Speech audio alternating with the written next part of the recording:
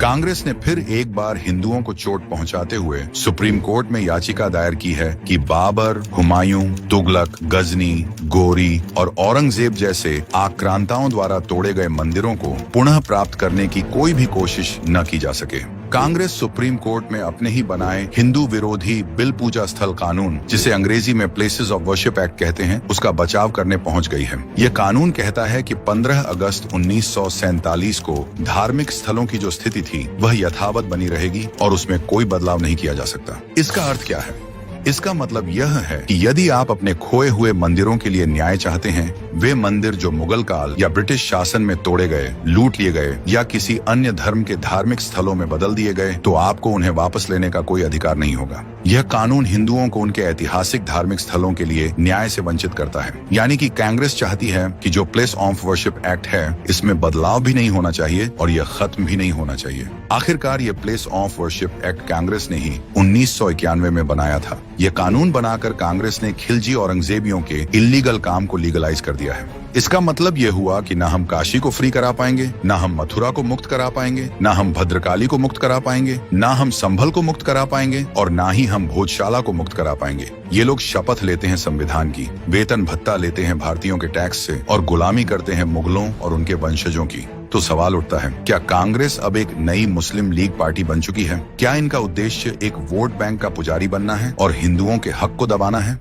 पूजा स्थल अधिनियम या हिंदू मंदिर पुनः प्राप्ति रोक अधिनियम। देखिए, कांग्रेस ने 1991 में यह कानून बनाया और अब सेक्युलरिज्म का हवाला देते हुए सुप्रीम कोर्ट में एक तरह से यूं कह रही है कि जहां भी किसी पूजा स्थल की सर्वे की मांग की गई है, उन याचिकाओं को डिसमिस कर दिया जाए। अगर कांग्रेस ये सोचती है कि इस कानून से सेक्युलरिज्म मजबूत होता है, तो नहीं, बल्कि इस कानून से हिंदुओं का फंडामेंटल राइट का वायलेशन होता है। हमारा राइट टू जस्टिस और राइट टू रिलीजन वायलेट हो रहा है। कांग्रेस का कहना है कि आप भूल जाइए पुरानी बातों को। क्या हम भूल जाएं कि गुरु गोविंद सिंह जी ने सनातन धर्म की रक्षा के लिए अपने पूरे परिवार को खप दिया? क्या हम भूल जाएं कि सनातन धर्म की रक्षा के लिए छत्रपति शिवाजी महाराज और संभाजी महाराज ने बलिदान किया? हमारे पूर्वजों ने बलिदान किया। आज उन्हीं मठ मंदिरों को अगर हम कोर्ट में जाकर लेने की कोशिश कर रहे, तो कांग्रेस आंखें क्यों खड़ी हो जा रही है? भगवान राम की जन्मभूमि का केस ले लीजिए। 500 साल का संघर्ष करना पड़ा। कोर्ट के कायदे के अनुसार हिंदुओं ने सबूत दिए,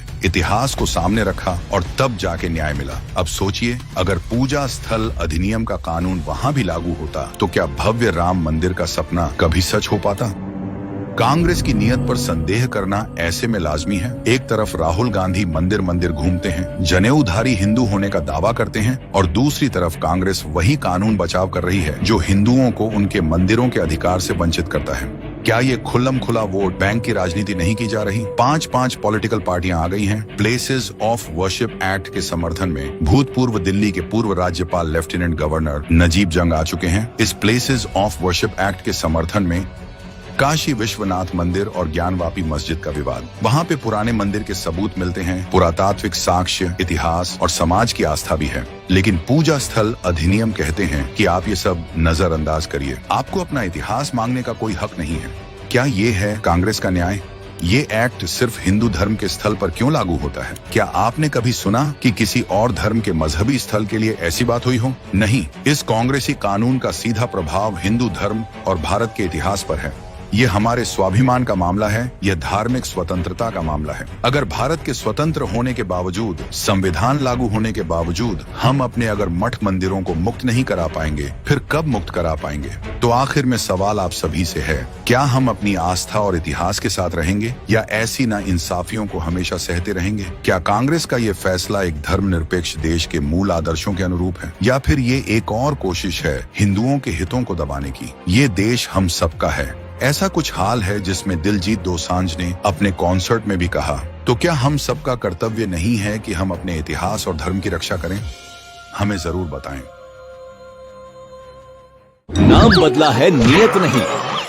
महागठबंधन की जरूरत नहीं। आज ही लें संकल्प।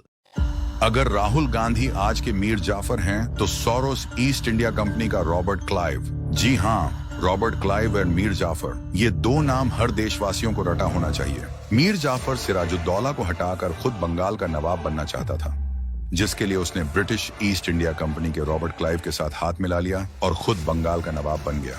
युद्ध के बाद उसके समर्थक और सहयोगियों ने ईस्ट इंडिया कंपनी के साथ मिलकर रॉबर्ट क्लाइव का खूब जोर शोर से स्वागत किया और इसी के साथ भारत में ईस्ट इंडिया कंपनी ने अपने पैर जमा लिया।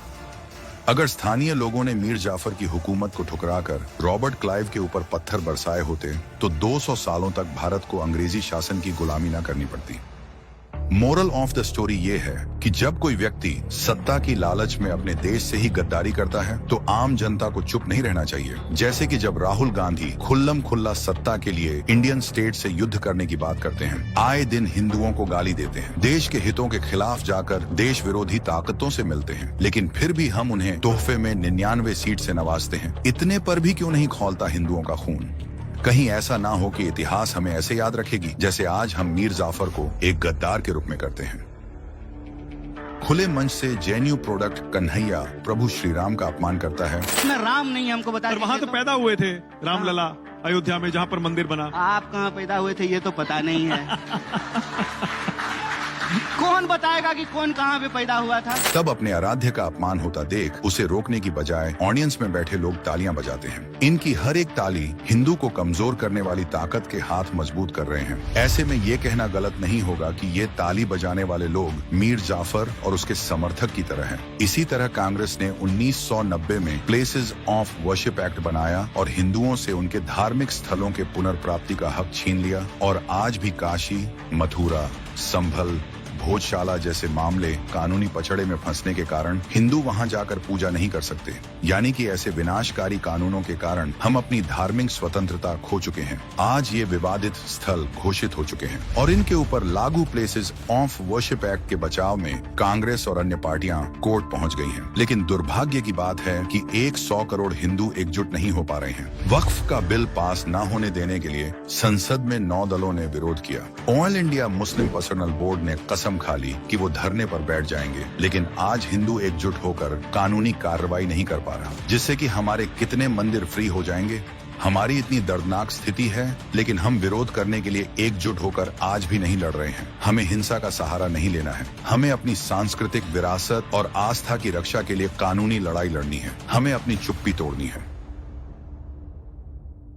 नाम बदला है, नियत नहीं। महागठबंधन की जरूरत नहीं। आज ही लें संकल्प। संस्कृत राष्ट्रभाषा बननी थी। डॉक्टर अंबेडकर ने संस्कृत को राष्ट्रभाषा बनाने के लिए प्रस्ताव भी पास किया।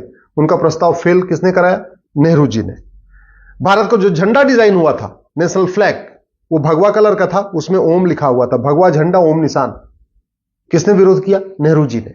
दूसरा झंडा डिजाइन हुआ, भगवा रंग का झंडा, उसमें वंदे मातरम। किसने विरोध किया? नेहरू जी ने। भारत का जब नेशनल एंथम डिसाइड हो रहा था, राष्ट्रगान, तो सब एक मत से कह रहे थे क्योंकि पूरा फ्रीडम स्ट्रगल वंदे मातरम से हुआ है, तो हमारा जो राष्ट्रगान होना चाहिए वो भी वंदे मातरम होना चाहिए। किसने विरोध किया? नेहरू जी ने। और क्या किया? जनगण मन को राष्ट्रगान बनवा दिया।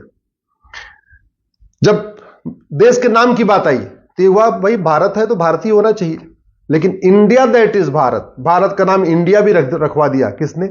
नेहरू जी ने। क्योंकि उस समय नेहरू जी की चलती थी, कांग्रेस की चलती थी, ज्यादातर मेंबर संविधान सभा में कांग्रेस के थे, तो नेहरू जी का एक तरीके से पूरा उनके ऊपर कंट्रोल भी रहता था। आर्टिकल 35 है, किसने जुड़वाया संविधान में? नेहरू जी ने। नतीजा क्या हुआ? कश्मीर के जो हिंदू थे वो 3rd क्लास सिटीजन हो गए।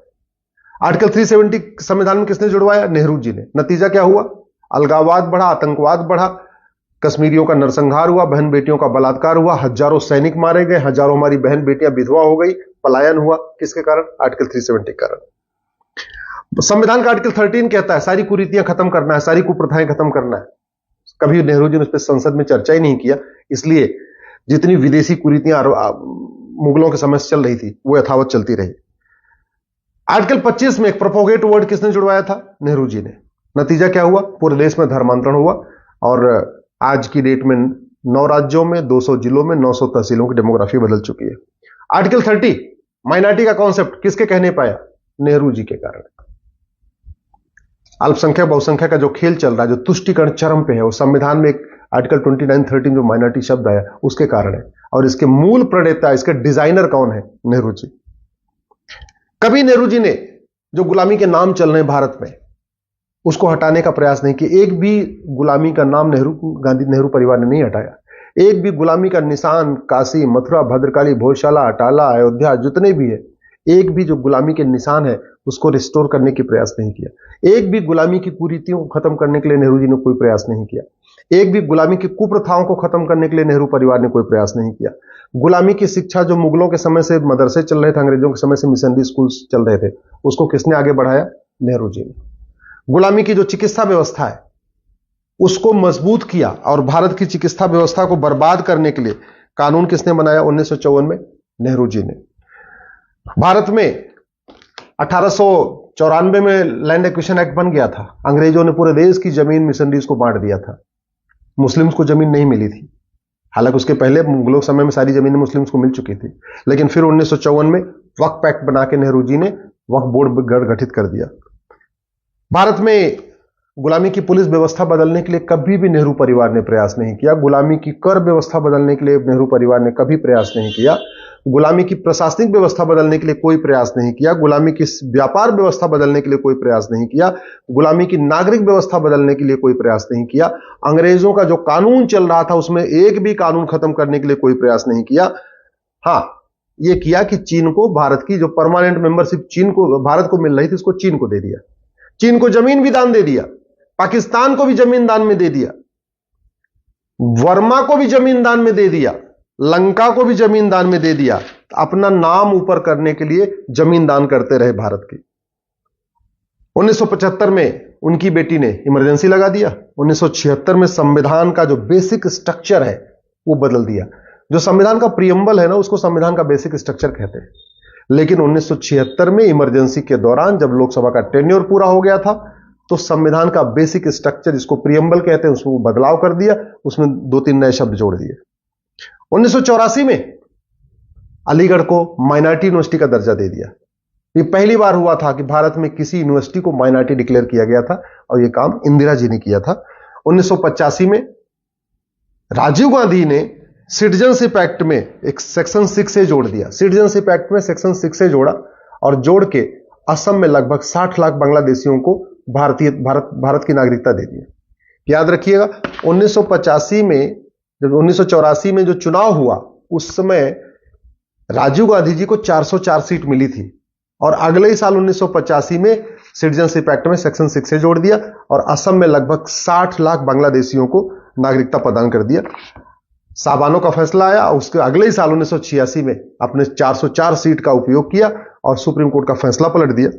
1991 में कांग्रेस ने एक प्लेस ऑफ वर्शिप एक्ट बना दिया और हिंदू, जैन, बौद्ध, सिख के लिए कोर्ट जाने का रास्ता बंद कर दिया कि अब हम कोर्ट जाके अपने हमारे जो मठ मंदिर तोड़े गए थे, जो मुगलों के द्वारा तोड़े गए थे, उनको रिस्टोर न कर सके, उसके लिए 1991 में प्लेस ऑफ वर्शिप एक्ट बना दिया।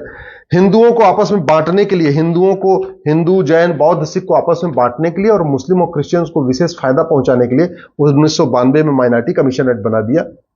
1995 में जो वक्फ एक्ट नेहरू जी ने बनाया था 1954 में, उसको वापस लिया और बहुत ही खतरनाक 1995 में वक्फ एक्ट बना दिया। उसके बाद फिर 2004 में national commission minority education institution act बनाया और उसके बाद अलीगढ़, पहली बात 1984 में अलीगढ़ यूनिवर्सिटी को माइनॉरिटी का दर्जा दिया। फिर 2004 में बाकायदा एक कानून बनाया और पूरे देश की यूनिवर्सिटीज को माइनॉरिटी यूनिवर्सिटी घोषित करना शुरू किया और जामिया भी उसी कानून के अंतर्गत हुई है। 2010 में कानून बनाया FCRA। उसका मूल उद्देश्य था कि जो भारत विरोधी शक्तियां हैं, माओवादी, नक्सली, अलगाववादी, कट्टरपंथी, जिहादी नेता, अभिनेता, लेखक, बुद्धिजीवी, पत्रकार, कलमकार जो भी देश के खिलाफ करते हैं, उनके एनजीओ को बढ़िया फंडिंग होती रहे विदेशों से, उसके लिए 2010 में FCRA बना दिया।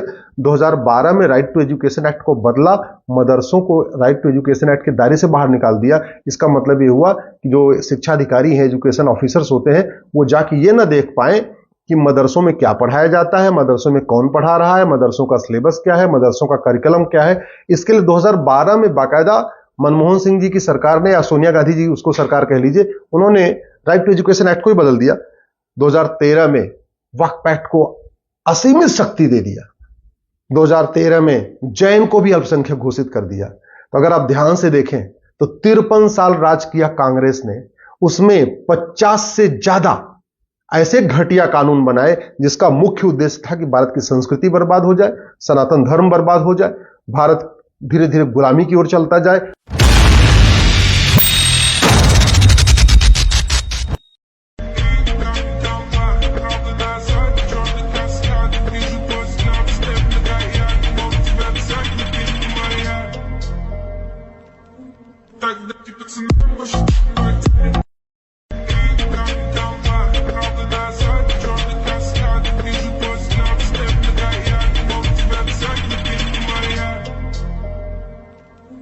так, да,